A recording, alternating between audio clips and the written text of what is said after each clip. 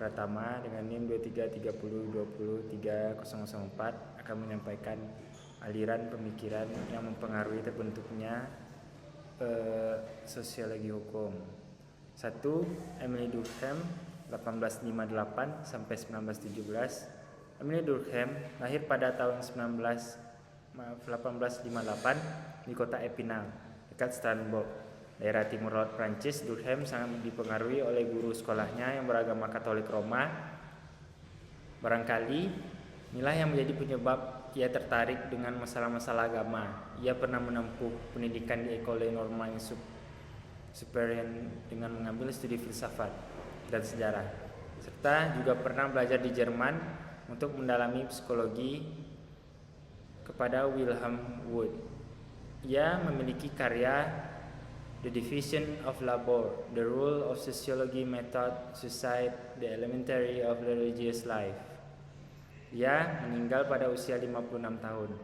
Dalam karyanya, ia memiliki beberapa pemikirannya, diantaranya teori fakta sosial. Tugas sosiologi menurut Durkheim adalah untuk mempelajari fakta sosial. Fakta sosial merupakan salah satu cara seseorang dalam bertindak, seperti bertindak, berpikir, dan merasa, yang berada di luar individu dan dilengkapi atau dimuati dengan sebuah kekuatan memaksa yang dapat mengontrol individu. Teori solidaritas. Durkheim membenarkan solidaritas ke dalam mekanis dan organis. Solidaritas mekanis didasarkan pada kesadaran kolektif seorang yang mempunyai sifat dan pola normatif yang sama.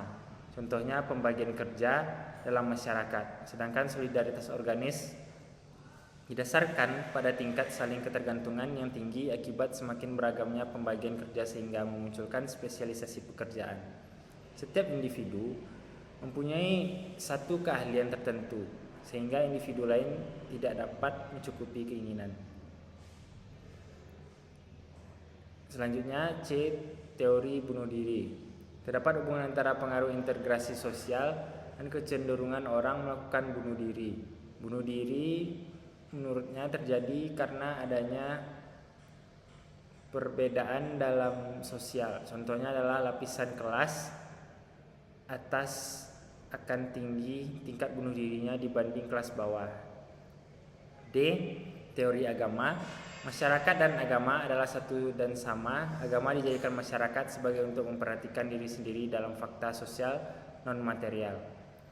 Agama berasal dari masyarakat itu sendiri. Masyarakat selalu membedakan antara hal yang dianggap sakral dan duniawi.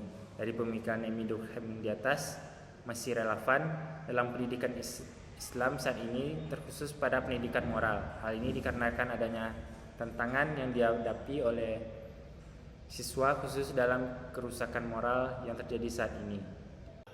Perkenalkan, nama saya Dena Fitri dengan NIM 23302030. Materi selanjutnya adalah Max Weber. Max Weber lahir pada tanggal 21 April 1864 di Erfurt, Thuringia, Jerman. Ayahnya seorang birokrat yang kedudukan politiknya relatif penting dan menyenangi duniawi. Ibu Max Weber, Sigrid Calvinis Auxetier.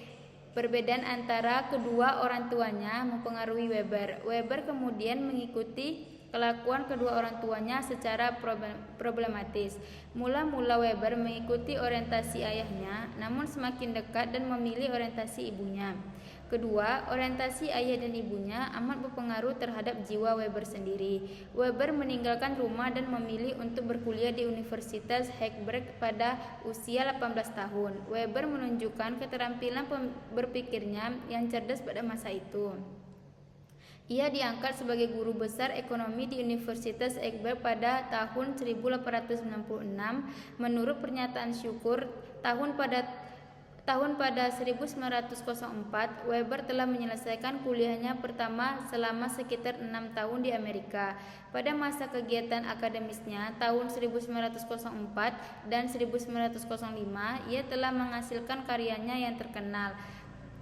Karya ini sebagian besar didasarkan pada pengalaman pribadi Weber yang mengikuti keyakinan agama ibunya dan menghabiskan waktunya untuk mempelajari agama. Weber menanggung kesusahan gangguan saraf yang telah lama dialaminya. Meskipun ia berusaha keras, ia tetap antusias menerbitkan karyanya tentang agama-agama dunia dari sudut pandang sejarah global.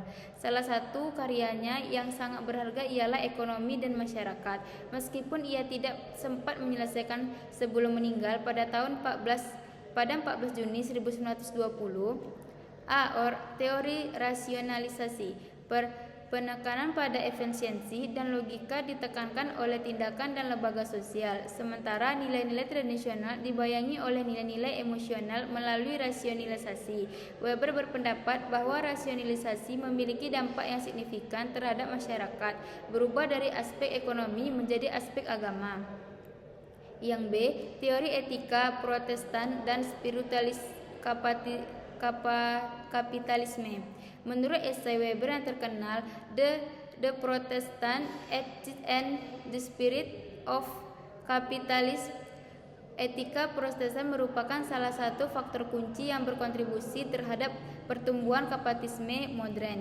Weber berargumen bahwa sebagai berikut. 1. Etika kerja Protestan. Menurut Weber, doktrin Calvinis tentang panggilan dan kerja keras sebagai bentuk penyembahan mendorong individu untuk bekerja keras dan menabung. Dengan mempromosikan efisiensi dan keuntungan, nilai-nilai berkontribusi pada pengembangan pola pikir kapitalis. 2. Penyimpangan dari tradisi. Weber berpendapat bahwa kapitalisme modern muncul sebagai hasil dari penurunan nilai-nilai tradisional dan penggantinya dengan nilai rasional dan sistematis. Baik, perkenalkan, nama saya Alfi Azhari Yursadi. Saya akan melanjutkan terkait materi dari rekan saya, dan selanjutnya itu teori birokrasi. Weber memperkenalkan konsep birokrasi sebagai bentuk organisasi yang efisien dan rasional. Ciri-ciri birokrasi menurut Weber adalah yang pertama yaitu hierarki kewenangan, yang mana struktur organisasi yang memiliki tingkatan kewenangan yang jelas. Dan yang kedua yaitu aturan dan prosedur, proses dan kebijakan yang terstandarisasi untuk memastikan konsistensi dan efisiensi. Dan yang ketiga, pemisahan antara fungsi dan pribadi, yang mana pemisahan antara jabatan dan kepentingan pribadi, di mana pegawai birokrasi diharapkan untuk berperilaku secara profesional. Dan yang selanjutnya, teori tindakan sosial. Teori tindakan sosial. Weber mengembangkan teori tindakan sosial sebagai cara untuk memahami perilaku manusia dalam konteks sosial yang membedakan antara 4 jenis tindakan. Yang pertama, tindakan rasional dengan tujuan atau tindakan yang dilakukan dengan mempertimbangkan rasional untuk mencapai tujuan tertentu. Dan yang kedua, tindakan rasional dengan nilai. Tindakan yang didorong oleh keyakinan nilai-nilai tertentu tanpa memperhatikan efisiensi atau hasil praktis. Dan yang ketiga, tindakan afektif. Tindakan yang didorong oleh emosi atau perasaan. Dan yang keempat, tindakan tradisional. Tindakan yang dilakukan berdasarkan kebiasaan atau tradisi. Dan selanjutnya, teori kelas sosial dan stratifikasi. Weber memperluas teori Marx tentang kelas sosial dengan memasukkan beberapa dimensi tambahan. Menurut Weber, stratifikasi sosial terdiri atas 3 dimensi. Yang pertama, kelas sosial, yang mana berdasarkan posisi ekonomi dan akses terhadap sumber daya. Dan yang kedua, status sosial, yang mana berdasarkan kehormatan, prestis, dan gaya hidup yang dihargai dalam masyarakat. Dan yang ketiga, partai, berdasarkan kekuasaan politik dan kemampuan untuk mempengaruhi kebijakan. Weber mengamati bahwa rasionalisasi, yaitu penggunaan metode yang sistematis dan logis dalam berbagai aspek kehidupan, termasuk pendidikan, adalah ciri khas dari masyarakat modern. Dalam konteks pendidikan Islam, prinsip ini dapat diterjemahkan sebagai upaya untuk membuat sistem pendidikan lebih terstruktur, efisien, dan efektif, sambil tetap mematuhi nilai-nilai Islam. Weber mengaitkan etika Protestan dengan perkembangan kapitalisme dan efisiensi ekonomi. Meski fokus Weber adalah pada etika Protestan, konsep ini dapat mempengaruhi etika kerja dan sikap terhadap pendidikan. Weber mengembangkan teori birokrasi sebagai model administrasi yang efisien dan terorganisir. Dalam pendidikan Islam, prinsip-prinsip birokrasi dapat membantu dalam mengolah institusi pendidikan dengan cara sistematis dan efektif. Weber memformulasikan teori tindakan sosial dengan fokus pada motivasi di balik tindakan individu, baik yang rasional maupun yang didorong oleh nilai-nilai. Pemikiran Weber tentang rasionalisasi, etika kerja, birokrasi, tindakan nasional, dan stratifikasi sosial memberikan wawasan yang bermanfaat untuk memahami dan mengembangkan pendidikan Islam dengan mengintegrasikan prinsip-prinsip Weber. Baiklah, saya Tika Salsabila akan melanjutkan materi selanjutnya. Yang ketiga, Karl Marx. Dilahirkan pada 1818 di Trier, Kehormatan Rene Hitler, Kerajaan Prusia.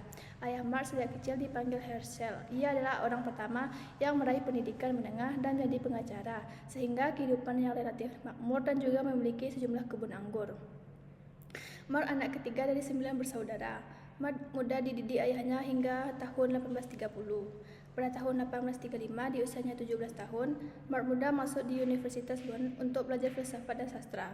Namun sang ayah mendorong belajar hukum sehingga Marx dikeluarkan dari tugas militer saat berusia 18 tahun. Semasa muda, Marx mengklaim diri sebagai seorang Hegelian. Marx banyak terinspirasi dari Hegel tentang dialektika sejarah, doktrin mengenai materialisme sejarah banyak dituangkan dalam bukunya. Teori kelas sosial dan konflik kelas. Teori ini adalah inti dari pemikiran Marx mengenai struktur sosial dan perubahan sosial. Marx berpendapat bahwa sejarah masyarakat adalah sejarah yang perjuangan antara kelas-kelas sosial yang berbeda. Dalam masyarakat kapitalis, kelas-kelas utama adalah yang pertama, bourgeois atau kelas pemilik, yang kedua, proletariat atau kelas pelajar. Menurut Marx, konflik antara bourgeois dan proletariat adalah pendorong yang utama perubahan sosial. B. Teori materialisme historis. Marx mengembangkan materialisme historis untuk menjelaskan bagaimana kondisi material dan ekonomi mempengaruhi struktur sosial dan perkembangan sejarah. C. Teori alienasi. Alienasi dalam konteks Marx mengacu pada keadaan di mana pekerja mereka merasa terpisah atau tersaing dari hasil kerja mereka, proses kerja, sesama pekerja, dan diri mereka sendiri. Marx mengembangkan konsep alienasi untuk menjelaskan bagaimana pekerja terasing dalam sistem kapitalis. Alienasi terjadi dalam beberapa bentuk. Yang pertama, alienasi dari produk kerja. Pekerja tidak memiliki hak atas barang yang mereka produksi. Produk tersebut menjadi milik kapitalis. Alienasi dari proses kerja. Pekerja tidak memiliki kontrol atas proses produksi dan hanya melakukan tugas-tugas rutin yang tidak memuaskan. Yang ketiga, alienasi dari sesama pekerja. Dalam sistem kapitalis, pekerja seringkali diposisikan sebagai pesaing satu sama lain, mengurangi rasa solidaritas dan komunitas. Yang keempat, alienasi diri sendiri. Pekerja merasa terasing dari potensi kreatif dan kapasitas diri mereka yang dirampas oleh sistem kerja kapitalis. Karl Marx memberikan analisis yang mendalam tentang bagaimana struktur ekonomi dan kelas mempengaruhi kehidupan sosial dan sejarah. Teorinya tentang konflik kelas, alienasi, dan materialisme historis masih relevan dalam studi sosiologi dan teori sosial untuk memproduksi struktur kelas sosial yang ada dengan mempersiapkan individu dengan posisi yang sesuai dengan sistem ekonomi dan sosial. Marx mengembangkan konsep alienasi untuk menjelaskan bagaimana individu merasa terpisah dari hasil kerja mereka dan proses sosial dalam sistem kapitalis. Pendidikan Islam perlu mempertimbangkan bagaimana pendidikan dapat mengatasi atau mengurangi alienasi dalam memberikan makna dan tujuan bagi siswa. Pendidikan Islam harus berfokus pada pembentukan hubungan yang lebih berarti antara siswa, ilmu pengetahuan, dan masyarakat. Menghubungkan ajaran Islam dalam praktik sehari-hari dengan memberikan mahasiswa kesempatan untuk berkontribusi secara aktif dalam komunitas mereka dan dapat membantu mengurangi rasa alienasi. Sekian dari saya.